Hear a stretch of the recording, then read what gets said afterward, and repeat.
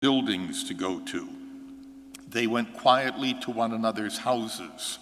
They didn't have any priests. That's important to understand. We did not have a priest in the Roman Catholic Church until the early 4th century. Instead, the apostles generally, Paul, the others, appointed presbyters. A presbyter was sort of the leader of the community, like someone who would lead a prayer service, etc. And the presbyter would call people together. In the days of the persecution, they would go very, very early in the morning to avoid detection. I mentioned last week how they would have the breaking of the bread and the sharing of the host, and everybody would have a little thing called a tabernaculum, which is Latin for a little house. And they each took some of the broken, unleavened bread home with them, and then when they had their meal during the week, they might put that out, and the father of the household would share that with the rest of the members of the family. Our word for tabernacle comes from that little host, which would be like, tomorrow I will take communion to the shut-ins in the parish, and I use a little thing called a pyx, and that's the same thing that those early people took.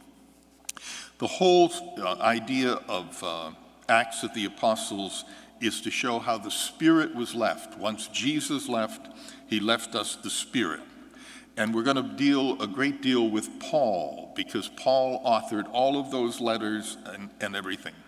Paul is an enormously complex character, incredibly complex. He was a man of apparently a very volatile temper.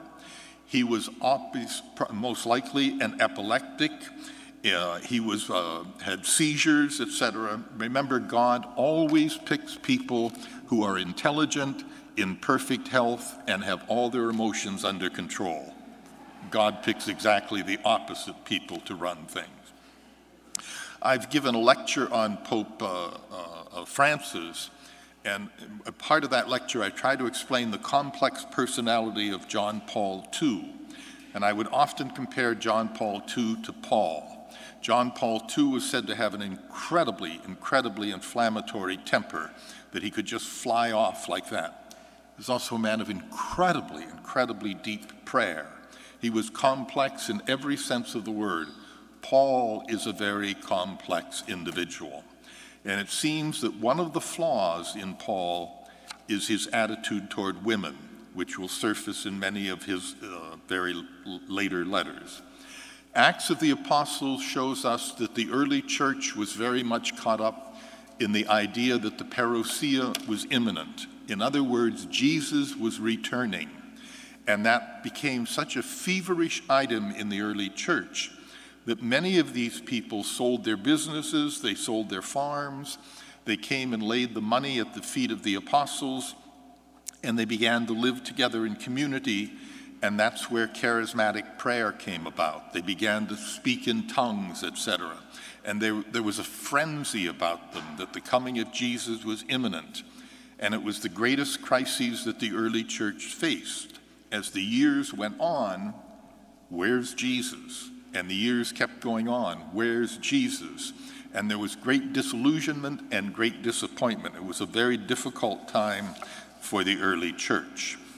I said that in covering Paul wrote all of the early letters. Paul probably did not write a single one of those letters himself. Instead, he had a scribe. He had people beneath him to whom he would have dictated these things and who would have written down what Paul was saying and what he was teaching. And so there's a breakdown in what I gave you last week of the various letters. Just one thing I want to point out, we have two letters to the Corinthians, 1 Corinthians and 2 Corinthians. Scholars are of one mind that there were 3 letters to the Corinthians, and the closing of the first letter of the Corinthians is a part of the missing second or third letter of the Corinthians. And there is some data in the second letter to the Corinthians which is inconsistent with that letter, and it seems to have been part of a third letter. So most scholars are of one mind that there was a third letter to the Corinthians, and it's been lost. You can look at the handouts that I gave you to try to understand the theme or the content of each of those letters in the New Testament. Some of those letters are not accepted by our Protestant brothers and sisters. One would be James, the letter of James, because that letter deals completely with the hierarchical structure of the church. And when the Reformation took place, that was one of the things that Luther cast aside. An interesting letter in the New Testament is Paul's letter to Philemon. It's the shortest of his letters, but it can also be the most disturbing or controversial, because he's writing to Philemon, who was a slave who had escaped from his master and who came to Paul, wanted to become a Christian, became a Christian under Paul, and then what does Paul tell him to do? Go back being a slave. He sends him back to his master. What we have to remember is we cannot judge the social mores of that day by the social mores of a much more advanced culture and society where we view slavery with abhorrence. It was a natural part of life in those days. Nowhere in the Gospels does Jesus ever mention anything bad about slavery or good about slavery, though he makes reference to individuals who in fact are slaves. So we can't read into these things what wasn't there. I could add a side note on that, and that is on the whole controversial subject of homosexuality. People ascribe to Jesus a condemnation of homosexuality. Jesus never mentions it in all of the Gospels. It's not there. Don't try to put words in Jesus' mouth. What happened was that people today taking outrageously conservative or outrageously liberal postures on a subject like that try to go back and find a source somewhere in the scripture. It's not there. It's simply not there. In fact, if we read the Gospels carefully, the whole idea of sexual morality was way, way down on Jesus' priority list. The priority list of Jesus would start up here, and sexual issues were way down here. And whereas his church through the centuries has sort of reversed the thing and made that the a priori question, that's inconsistent with the Gospels. And then we come finally, in sort of closing out last week, to what we call the canon of the New Testament. The canon is when all of the books were finalized. That happened sometime around the year 125 to 135, when there was agreement among the early church leadership that these were the valid books of the New Testament, and this would be what was included, and this would be what was excluded. In addition to the Gospels of Matthew, Mark, Luke, and John, there are a multitude of other Gospels about the life of Christ. One of them that we had to read in the seminary has Jesus playing with his friends, and his friends snub him or do something, I forget. And so Jesus makes little clay birds, and then he zaps the birds, and the birds go flying around, crapping all over his friends, and he gets even with them. Well, that's a little bit inconsistent with the Gospels. There's also the Gospel of Mary Magdalene, which gives rise to all of the rumors that Mary Magdalene and Jesus may have been lovers, they may have been married, etc. Those are great fictional things, there's Da Vinci Code, etc. There's no basis for them whatsoever. Very early in the church, those books were cast aside, and there was sort of a purifying element. And once that was put together, then we have the canon of the New Testament. The Old Testament began to be written 900 to 1,000 years before the birth of Christ. The first 5 books, Genesis, Exodus, Leviticus, Numbers, and Deuteronomy, comprise the Jewish Bible. Those are the oldest sections. There are books in the Old Testament which we Catholics accept, for example, the book of Sirach. Our Protestant brothers and sisters reject some of those books. So our canon of the Bible, which would have been finalized about 125 to 135, will differ from that of our Protestant brothers and sisters, not significantly, but in some of those books that are on the margins. Again, as I said, I've given you a pretty detailed outline of the development of the New Testament. Those are available. Email us or call us, and we'll be glad to get you one. But what I would like to try to do today and the next two classes is hopefully today give an overview of Mark's Gospel and hopefully get enough time for Matthew's. Next week I would like to do Luke's Gospel and start John's. And then if there's any time left, I'd love to have some time to do the Passion narratives, because we're coming up to Holy Week. Each one of these evangelists takes a totally different approach to the passion and death of Jesus. And when you look at them differently and put them together, you get an incredible portrait of what had to have happened. In John's Gospel, for example, with the trial of Jesus before Pilate, it's not Jesus who's on trial. In John's Gospel, it's Pilate who's on trial. John turns everything around and puts the world on trial, as Pilate asks the questions, and then Jesus asks Pilate a question back. Mark, Matthew, Luke, each structure theirs differently. They each bring different elements to that event, and they're incredibly, incredibly rich. All right, the Gospel of Mark. It was the earliest of the Gospels, maybe written around the year 70, 75. We know it was written after the destruction of the temple in the year 70. And so that's the earliest that any of this was written down about Jesus. That's important to remember. Jesus died in about the year 33. We're not writing about him until 40 years after his death. And so the authors got their information maybe from one of the apostles. In Mark's case, it's going to have been Peter, because he accompanied Peter to Rome, or from another disciple, or from that early Christian church, and then they summarize things. Mark's Gospel was used extensively by Matthew and by Luke. John never read Mark's Gospel. He never heard of Matthew's Gospel, and he never heard of Luke's Gospel. His is written totally independent. In fact, there are scholars who say that John's should not be considered a gospel, because whereas Matthew, Mark, and Luke chronicle for us the life of Jesus, the resurrection, the miracles, the teachings, his birth, etc., John, on the other hand, takes all of these events and theologizes about them. He doesn't tell us the events as the others do. He theologizes on them. In John, for example, as I mentioned last week, what you and I would consider one of the most important parts of Matthew, Mark, and Luke, that is the institution of the Eucharist at the Last Supper, John doesn't even mention it. John has the Eucharist instituted at the feeding of the 5,000. For John, the Last Supper is not about the institution of the Eucharist, it's about the washing of the feet.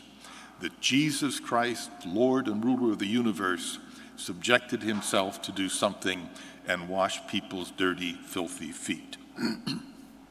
Mark was developed in 3 phases, and if you take a look at what I've given you, in the first 8 chapters, the audience is drawn into a relationship with Jesus as healer and preacher. And during this stage, if you read Mark carefully, no one understands who he is, most particularly the disciples. In Mark's Gospel, Jesus gets very, very frustrated with the apostles because he can give sight to the blind, he can't give insight to his own apostles, disciples. And in Mark's Gospel, now remember, this is written by a disciple of Peter. Peter comes across as a total buffoon. There are moments in Mark's Gospel where Jesus almost wants to take Peter and strangle him. This Sunday, if you listen very carefully to the Gospel, We have the story of the Transfiguration, and this Sunday we will read it from Matthew, who we're reading from this year. And as soon as the Transfiguration takes place, there comes the buffoon Peter interjecting and saying, oh my God, we got to build a shrine here. We've got to build another Lourdes, another Fatima, etc. And he starts babbling on until God interrupts him with his own voice. And is almost saying, Peter, would you just shut up and listen and try to understand what's going on? And they come down off of the mountain. They don't have a clue what they just witnessed. They're all excited about it, but they miss the point. And Jesus gets enormously frustrated with them.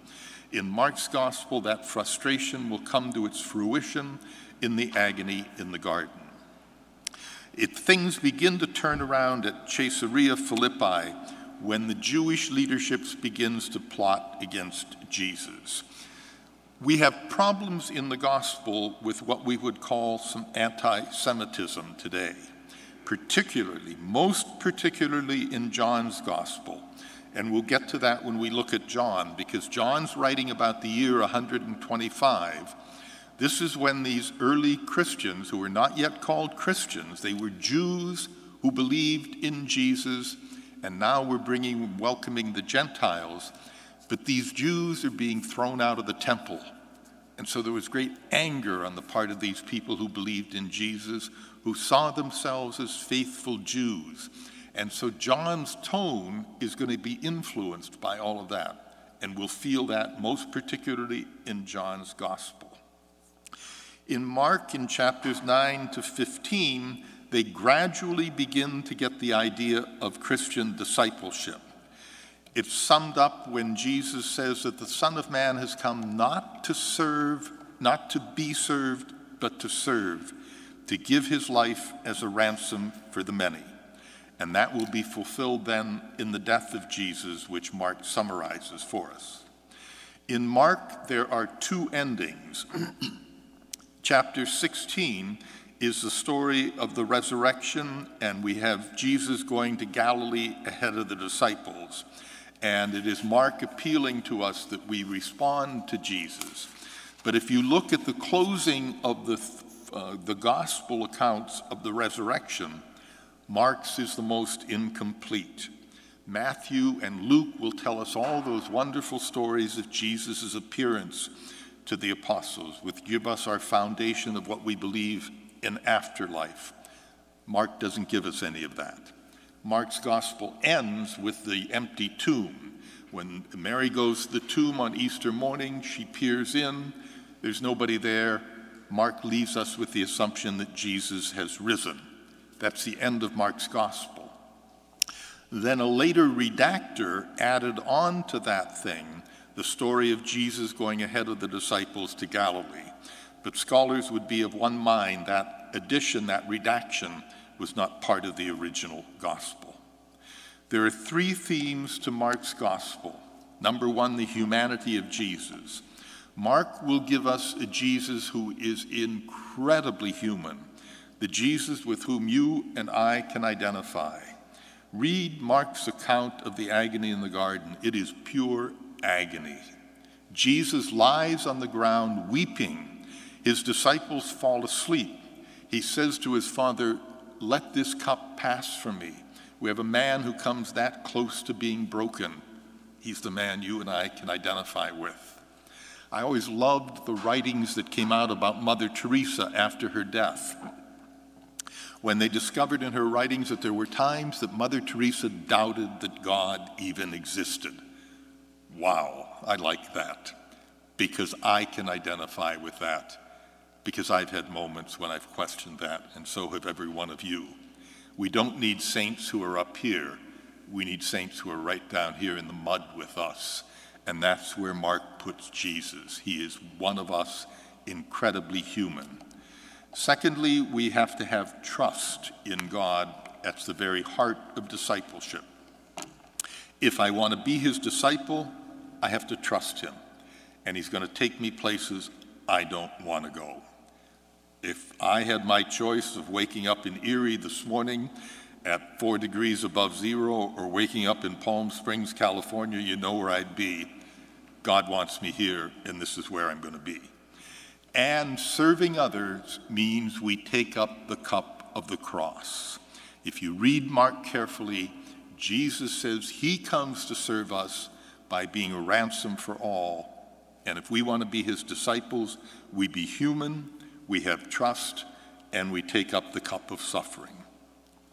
I mentioned that only Mark portrays Jesus as so human. It's only in Mark's gospel where we see Jesus weep, where we see Jesus deeply grieved, where we see him become angry and indignant. When we get to John's gospel at the end, John's Jesus is so otherworldly, so divine, so ethereal, it's almost impossible to identify with him. And so we have Mark's incredibly human Jesus. Pope Francis met with the Congregation for Bishops recently. These are the cardinals and the bishops from around the world who make the recommendations who will become bishops. And Francis told them, I want you to change completely the way you've been thinking. He said, I want men who are down in the mud with the sheep. I want them smelling just like the sheep. I want men who know where their people are, and they will be the ones whom God is calling to be leaders in our presence. And that's the Jesus we get in Mark's gospel. Mark adds the very touching detail when he raises the daughter of the centurion from her deathbed. He immediately says in Mark's gospel, give her something to eat. That's not found in the other gospels. Mark's human Jesus is concerned because the little girl is hungry. Only Mark looks on the rich young man, quote, with love. Mark adds all of those wonderful little elements that I think we overlook and surpass. I mentioned earlier that Mark's Jesus is incredibly, incredibly disappointed in his disciples, frustrated to the point where he doesn't know where to turn with them. Mark believes that that the sign of a disciple in Jesus is total and complete trust. And he begins by portraying the disciples, the apostles, as slow-witted and blind. We're told in Mark that they respond with amazement and fear, but they don't respond with any sense of grasping inside what's happening. They see him initially as a miracle man, but they're blind to his concept of a suffering servant. All through Mark's gospel, Jesus is talking about the cross, about suffering, about sacrificing, about giving ourselves for others. The apostles just go on, here's the magic man, come watch the show. Isn't this exciting? We're all bound up in this whole thing. As I said, he can give sight to the blind. He can't give insight to his own disciples. And by portraying the disciples this way, Mark is inviting you and I to see past that blindness into who the real Jesus Christ is. Now remember that every word Mark is writing has to come from the mouth of Peter. So it's Peter, who by now is a man of incredible faith, who realizes what an idiot he was while Jesus was here. And it's Peter who's telling Mark all of these things about how dumb-witted they all were. And so you have to give Peter credit for when he comes to faith, having recognized what a failure he was earlier. Mark's Jesus, as I mentioned, is the suffering servant, and he invites us to follow him in that vein. Again, the Garden of Gethsemane. We're told that Jesus in Mark's gospel is overcome with fear and distress. Those two words could never even enter John's gospel. John's Jesus could never have an ounce of fear in his body or distress, but Mark's Jesus does, just like you and I. He's the one who invites his disciples to trust in him, but Mark's Jesus comes almost to the point of not being able to trust in his own Father. He pleads, Father, take this cup away from me. He throws himself on the ground. Only in Mark's gospel, he weeps profoundly. He looks for his disciples, and where are they? They're sound asleep because he's not doing any magic. And gradually in that garden, Jesus transforms and comes to the ability to say, Father, as you would have it, not as I. I mentioned that the author of Mark's gospel is a disciple of Peter. His name was most likely John Mark. In Acts of the Apostles, we have a mention of a John Mark as an associate of Peter. And in the first letter of Peter, the letter concludes with greetings from Mark, my son. Now, again, did Peter sit down and write these letters? Most likely not. They would have had a scribe or someone to whom they was sitting at their feet listening to them teach, and then began to write these things down. Or Paul, for example, may go and become aware of what's happening in a church at Thessalonica, where there were great problems. And so he says to a scribe, write this letter to them. And is everything exactly as Paul dictated? Remember, we've had translations, etc., etc., and so there could be major problems with that. But the thrust of the message is there. We have to move away from a sense of trying to find in every word of Scripture some exact meaning. We need to take the broader context. That was what Pius XII's encyclical that I mentioned last week, Divino Inflate Spiritu, written in 1945, was all about, where he allowed criticism of the Gospels, literary criticism. If you open the Erie Times today, you have a section where is hardcore news. You have a section where are the funnies. You have a section which is sports. You have a section which is editorial pages. And so you don't have straight news all the way through that newspaper. You have news of the world and of Erie, et cetera, et cetera. Then you have people commenting on that news on the editorial page and letters to the editor. And then you have people making fun of the world events through the comics. And then you have an extraneous things like the sports section or the society page, etc. The Scriptures are exactly the same thing. Did Jonah get swallowed in the belly of a whale for 3 days? Or is that a metaphorical story to try to transmit to us something? Was there actually an Adam and an Eve who walked around in a garden, met a snake, and then hid from each other because they were naked? Or is that allegorical to try to paint for us the wonder of how God creates? So when we look at all of this, remember the daily newspaper. Hardcore news, editorial comments, funnies making jokes of it and sarcasm, sports, society page, everything is different. And the same thing is true with these Scriptures. In Mark's Gospel, still written early, the parousia is imminent. There's a sense that Jesus is coming immediately. Again, I mentioned that's going to become the major crises of the early church. It was probably written in the early 70s, rather quickly after the destruction of the temple. And again, remember that destruction of the temple was the earth-shattering event for these people.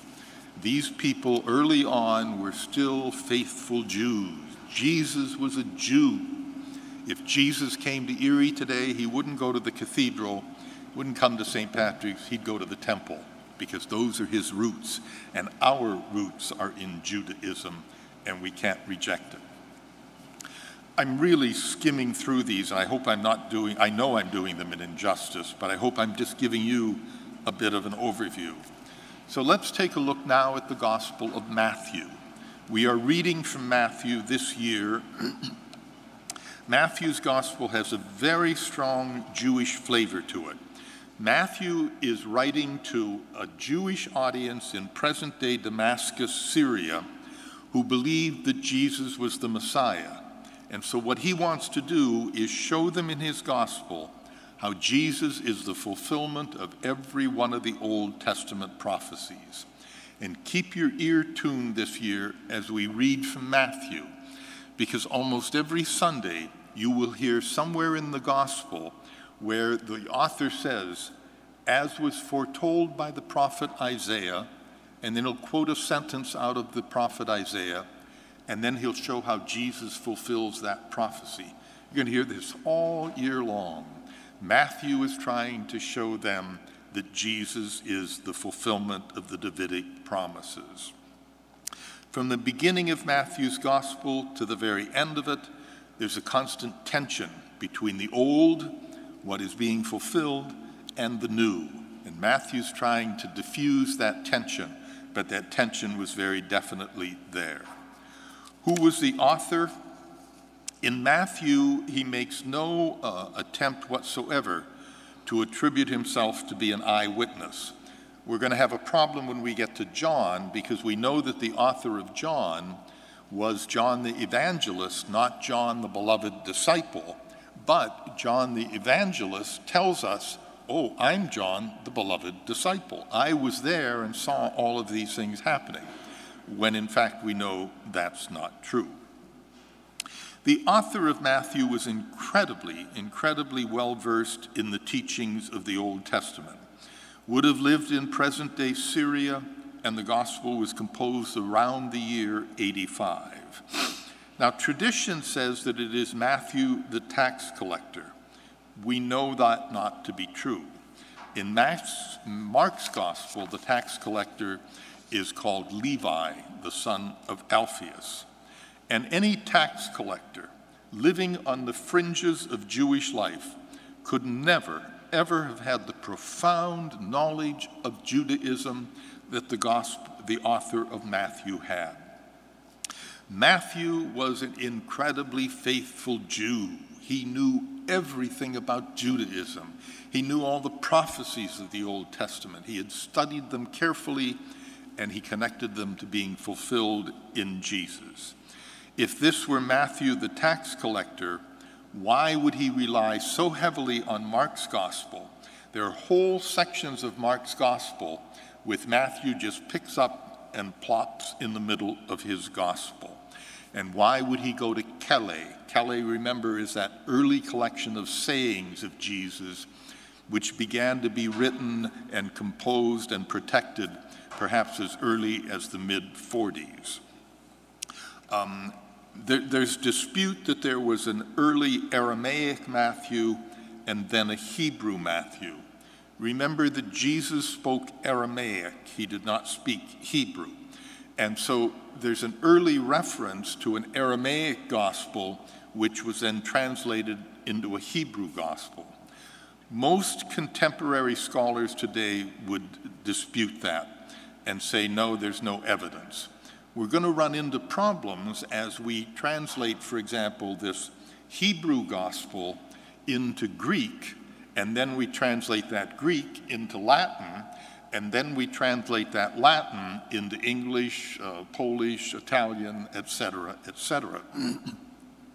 The new translation of the Mass and the readings which we have are one of the worst abominations that has ever happened in the church. This past week, we had a reading from Matthew, which was the Lord's Prayer, and they have changed that translation to be exactly as the Lord's Prayer is today. That's not what's in the Gospels. When you read what Matthew, Luke, and John, or Matthew, Mark, and Luke say is the Lord's Prayer, it is dramatically different from what we say today. The core content, yes, but it breaks away dramatically. And the new translation translates it as the Our Father that we say today. And that is an incredible disservice to the Scriptures. And hopefully this stuff will get turned around at some particular point. Don't get me going on that. My German comes through. Remember that Matthew was written to Jewish people living in present-day Damascus, Syria. We would not be called Christians until about the year 150. Beginning after the turn of the century, around 110, they began to expel these Jews from the temple because they said they worshiped two gods. They worshiped the God of Judaism, and they were worshiping this foolish new God, Jesus. And so these faithful Jews were being pushed out of the temple. And they were angry, they were confused, they didn't know what to do. And so they would not establish their own identity for another 20, 30 years, and they wouldn't begin to be called Christians until about the year 150. Remember always our Jewish roots. The gospel had to be written after the destruction of the temple in the year 70. We think it was written around the year 85. Luke would be written probably about the same time, most likely a couple of years later. Matthew encourages us to recognize ourselves as Jews, as legitimate heirs of God's promise to Israel. And then he also encourages us to expand our horizons to the Gentiles. And so the influence of Paul in the early church is already beginning to be felt by the time Matthew writes this gospel. Though Matthew writes to a Jewish audience, he recognizes that Jesus comes for all people. The message to Israel in Jesus is now expanded to everyone. The testimony, the identity of Jesus in Matthew is all worked out in terms of Old Testament backgrounds. Jesus is the Son of David. He's the Son of God. He's the Son of Man. Those are terms that would have been foreign to anyone who was not a Jew. Matthew never questions the fact that Israel is God's chosen people, but he wants to show us the continuity that happens, that Jesus fulfills everything promised Israel, but that's now open to everybody beyond ourselves. Parenthetically, there was a great dispute between Peter and Paul over that question. Paul said these people who are now pagans and want to become Christians need to be baptized. Peter, who was an incredibly faithful Jew, he was a disciple of the Rabbi Gamaliel, who was one of the great teachers of that time. Peter said, Paul, you're out of your mind. They have to become Jews first, and they have to live by Jewish law. They have to go through all the rituals of Judaism, circumcision. They have to follow all the laws of washing their hands, the pots, etc. Paul said, what are you smoking that I've never heard of? The Gentiles are not going to do this. We accommodate these people where they are. And so the apostles went back to Jerusalem in about the year 50 and argued the point. And the apostles voted against Peter. Peter, the head of the apostles. They said these people are welcome and they come in as Gentiles and Christians. They do not have to become Jews first. Another parenthetical. Paul had an incredibly pastoral approach to issues, and we're going to see this unfold in October when the bishops of the world meet at the Synod in Rome to discuss the question of family life, marriage, contraception, etc. The polling coming in from all the countries of the world is showing that people have rejected the church's teaching. The Germans, the Swiss, the French, the Japanese bishops went so far as to say that our whole concept of basing everything on natural law is completely flawed. We cannot teach that in our culture, and we need to change. And so what's emerging is a pastoral crisis. We have enormous numbers of people who are divorced and remarried outside of the church. Church law says they are excluded from the sacraments. Francis is saying we've got this whole thing wrong. We're punishing people who made a mistake when you only forgive people who make a mistake. You punish people who commit a crime. He says our Orthodox brothers and sisters, the Greek Orthodox, have this correct, in that it is left to the local parish priest to say to a couple who have divorced and who are now remarried, well, you know, I don't know all the circumstances. You're struggling. If you're yearning for the body and blood of Christ, if you're yearning to have a relationship with your God, who am I to exclude you? Come on, let's all struggle and let's trust in God.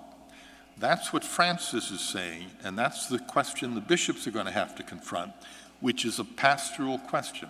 How do we preserve the words of Jesus and yet pastorally apply them? Look to Paul for a good example. When Paul began to convert all of these pagans, particularly in Greece, he encountered a significant number of people who had been in a marriage, were in a second marriage, were in a third marriage, etc., etc. And Paul said, your desire to be part of the body of Jesus Christ is more important than all of those obstacles. And so we overlook those things. And it's called today the Pauline privilege. So that if someone is wanting to come into the church, they have been married before, but they are a non-baptized person, we overlook the marriage. Why? Because Paul was pastoral. Paul realized he had a pastoral problem. We have a massive pastoral problem. And how we confront that is going to tell us how faithful we are to being faithful to the gospel of Jesus. And Paul sets an incredible example for us in all of this. Matthew continues emphasizing always and everywhere. I didn't mean to get off on those tangents, but I'm partly German and I can think straight, but part of me is Irish and it gets off on the sidetracks, so bear with me. The Gospel of Matthew, like Mark and Luke, was written backwards. The first stories written by the scribe Matthew were the resurrection narratives, the post-resurrection narratives. And here we get a much richer picture. This year we'll read some of those in our Easter Gospel. Much richer picture than we got in Mark's Gospel, where we end with the empty tomb. And three very important things emerge in our understanding of what death and afterlife must be. If you read Matthew, read Luke also, and John, Jesus, after the resurrection, has a different physical appearance than he does before the resurrection. Somehow he is a physical person because we're told, secondly, in those Gospels, that he ate fish with his disciples. A ghost doesn't eat fish. He cooked fish for the disciples, etc. A ghost doesn't do those things. No one in the aftermath of the resurrection who encountered Jesus was frightened. Why would you be frightened by a physical person? A ghost would frighten you. I have a ghost on the 3rd floor of St. Patrick's, and for the first 2 weeks here, I went around like this, and I now discover he's a friendly ghost and we get along fine. I leave a bottle of Jameson out and everything is perfect. That's very different than a real physical person. And so look carefully, listen carefully. Mary Magdalene at the tomb on Easter morning. She sees him in the garden and assumes him to be the gardener. It is not until he calls her by name and says, Mary, that she says, Rabboni, teacher, and recognizes him. And then he says, do not cling to me, because I have not yet returned to my Father. Later on the same day, the 2 disciples returning to Emmaus from Jerusalem. One of the things you do if you do a trip to the Holy Land is you walk from Jerusalem out to the village of Emmaus, and you stop at certain points and you read that gospel, and then you just sit there for 15 minutes in silence and try to grasp what was happening. He joins them. They're not frightened by him. He walks with them. He begins to unfold for them the whole story of how this Jesus was the fulfillment. They're baffled. They're overwhelmed. They can't believe what they're hearing. It's late. They invite him to stay overnight, and we're told that it is in the breaking of the bread, when they sit down to eat, that they recognized who he was, and immediately he was gone from them. So we have a real physical body, different in appearance than the present physical body. We have one that is obviously physical. And thirdly, what we're going to discover in those post-resurrection narratives is that the post-resurrection Jesus transcends the limitations of time and space. In other words, if you trace his movements, he's in Jerusalem, he's at the Sea of Galilee, he's here, he's there, he's everywhere. And though we celebrate Easter and 40 days later the Feast of the Ascension and 50 days Pentecost, most likely all of this occurred within a relatively very, very short period of time. Some scholars would go so far as to say it all happened as one act on Easter, the resurrection and the ascension. Others would say a little bit more convoluted than that. But we get those three concepts of what life must be beyond life. And we get the concept from science that the people who have passed from this life are aware of what's happening back here. And so we get a different physical appearance. It's a real physical body, not a ghost, and it transcends the limitations of time and space. You're going to be someday, hopefully all of us, walking down a street in heaven, and you're going to stop dead in your tracks. You're going to see this hot-looking young stud on the other side of the street, and you're going to say, wow, who is this hot-looking guy? All of a sudden you're going to realize, hey, that's Father Kriegel. I'm going to look a heck of a lot different when I get on the other side than I look now. So we draw those things out of what happened. So the first thing written were the resurrection narratives. Second thing written down were the teachings of Jesus. And then they began to write down the miracles. Now remember, this didn't all happen overnight. It's slow, it's cast out. As they read the resurrection stories, they began to say, well, how could he have risen from the dead? What was it he told us to get ready for it? Then they start pulling out the teachings, coming from Kelly, coming from Mark. Then they recount the miracle stories. Each one of those little villages where a miracle took place took great pride in that miracle. And so they would tell those stories. And then only later, and as mentioned last week, only in Matthew and in Luke do we have the story of the birth of Christ. Matthew relies very, very heavily on Mark and on Kelly. In fact, some scholars would say that Matthew's gospel is simply an expansion of Mark's gospel, and in many ways that is true.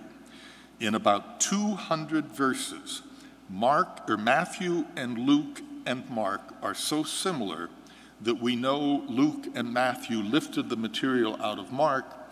They also had access to this collection of sayings called Kelly. Mark's story of Jesus begins with Jesus as an adult. Mark's gospel opens with John the Baptist. Nothing about his birth. Matthew supplies an element of that in the story of the Magi. Mark's gospel ends with the death of Jesus and the discovery of the empty tomb. And then in chapters 26 to 28, we have that second ending, adding the story of Jesus' appearance in Galilee. Matthew gives us 5 prominent speeches by Jesus, and that's how he structures his gospel. The first is the Sermon on the Mount, that magnificent, blessed are the poor in spirit, blessed are they who mourn, blessed. That's only found in Matthew's gospel. Mark doesn't mention it. John doesn't mention it. Luke has a bit of a convoluted version of it, but Luke only has 4 Beatitudes. Matthew has the Beatitudes taking place up on the mountain. Why? Because in the Old Testament, God always appeared on the mountain. Moses went up the mountain to get the 10 Commandments. This Sunday, the Transfiguration. They went up atop Mount Horeb for the Transfiguration. And so Matthew puts Jesus preaching his sermon on the Mount. Luke has him down on the broad plain, so there's a dramatic difference there. Those 5 talks are a compilation of sayings of Jesus, which Matthew put together as if they were given in one discourse. Most scholars would say, no, they're not the exact words of Jesus, but it is the content and the body of what he is trying to say. Matthew's gospel opens with the genealogy. And take a look at your Bible. It begins with so-and-so begat so-and-so begat so-and-so, etc., etc. Then it begins with the story of the Magi, Jesus' ministry, the Sermon on the Mount, his deeds, the missionary discourse, his rejection, his parables, the miracles, the cross. Then we come to the death and the resurrection. Just a quick aside on the genealogy. That genealogy is 3 sets of 14 names, tracing how Jesus, as the son of Joseph, is a direct descendant of Abraham. It goes from Abraham to David, the high point, and then down to the low point, and then to Jesus of Nazareth. There are the names of 4 women in the genealogy, which would have been very unusual in those patristic times. But look at how the women are portrayed. Who does he pick? He picks Tamar.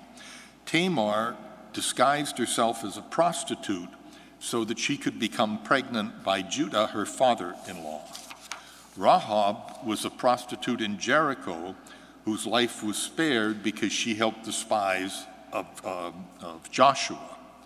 Ruth was a Moabite who became Jewish because of her husband's family, and the wife of Uriah was Bathsheba. King David had her husband killed in battle so that he could marry her. So don't look back on all these guys as great saints who have done all these heroic things. They lived a little bit scummier than you and I generally live, but they're the people God redeems, and so there's hope for you and me. I mentioned last week we have difficulty with the birth of Jesus in Bethlehem. Most scholars would say it probably didn't happen there. It probably was Nazareth. It doesn't matter. Is there a church of the Nativity in Bethlehem? Do people go there and pray? I've been to the cave. I've said Mass in the chapel there. It's a very moving experience, and that's wonderful. Do we get hung up on those type of things? No. Matthew had to place the birth of Jesus in Bethlehem because the prophecy said that the Messiah would come out of Bethlehem of Judea. Matthew could never have placed Jesus' birth in Nazareth. And so, is it correct? It's not important. The fact is, Jesus became man and saved you and me. I mentioned the Sermon on the Mount. In the missionary discourse, Jesus is asserting the fact that every one of us are a missionary. We have to go forth and proclaim what we've been told. And then we get into the parables which we find in Matthew, and he uses unique terms like seed, grain, the mustard seed, always things that are going to expand when we become people of faith. The miracles of Jesus begin with the questioning of him, the rejection, the death of John the Baptizer, his feeding the 5,000, walking on water, etc., etc. In Matthew, it's feeding 4,000. In Mark, it's 5,000. In Luke, it's 5,000. The number's not important. The fact is, something happened on that hillside.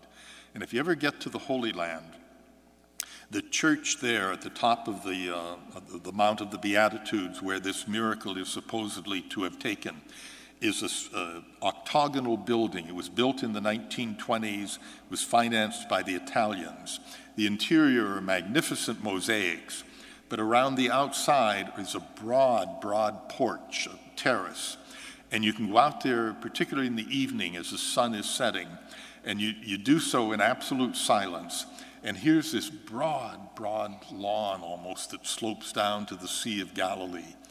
And you sit there in the silence and you think, oh my God, this is where he fed all these people. This is where he proclaimed those Beatitudes. That's where he walked on the water. And it's a powerful experience. Is that the exact spot? Who knows? It moves us to something of faith, and that's what's important. Jesus gives, in Matthew's gospel, advice to the divided community, which is great advice for the church today because we're enormously divided. What I want you to remember is that Mark gives us the core. He's the earliest one to write it down. And he was a disciple of Peter, so he's getting it firsthand. Peter denigrates himself in Mark's gospel, and you have to admire Peter's humility in recognizing what a buffoon he had been before he became a man of such profound faith. And then Matthew takes Mark's gospel and dramatically expands it, changed the focus away from being directed to these Gentiles in Rome and directing it to these Jewish people who believe that Jesus is the fulfillment of the Old Testament. And he goes to great length to tell all of that. When we come to Luke next week, we'll find that Luke's gospel is the gospel of the poor, the outcasts. Luke's gospel is the gospel that has all the women in it. Matthew and Mark and John don't have them, but Luke's Jesus has women everywhere in his gospel. Luke's Jesus goes to the outcasts, to the marginalized. If Luke's Jesus were to go to Rome today and walk into St. Peter's, he would go ballistic. If you think the changing of the expelling of the money changers in the temple was a scene, let Luke's Jesus left loose at the Vatican, there'd be nothing left. A terrorist couldn't finish the place faster than he would. Matthew's Jesus would walk in those back doors, process down the aisle, sit on the chair of Peter, and say, "Now is fulfilled the Davidic promises." Jesus is the fulfillment of everything. And so we get very different portraits, Mark's, Matthew's, Luke's, John's. We got to put them all together. When you get people who have a cause, let's say a good group of well-intended people who maybe have a cause for peace and non-war, they go to one of these gospels and pull out everything, but they forget the rest of it. We need the whole portrait of Jesus, and it's overwhelming. It's more than we can even begin to grasp or understand. But by breaking them apart, we have to remember we get dramatically different portraits of Jesus. I hope again that the hour goes way too fast for me. I hope that's giving you what you're looking for in Scripture. The feedback I got last week, what I gave you was that that's what you were looking for. What I would like to do next week is Luke's Gospel and try to get through John if we can. And then if I have time, the following, I'm here next week, the following week I'm not, so we're a week after that. I'd love to take some time with the Passion narratives if we have time for that. So it's difficult to do questions because of lack of microphone, but I'm available if anybody has any question. So again, thank you very much. I appreciate your presence.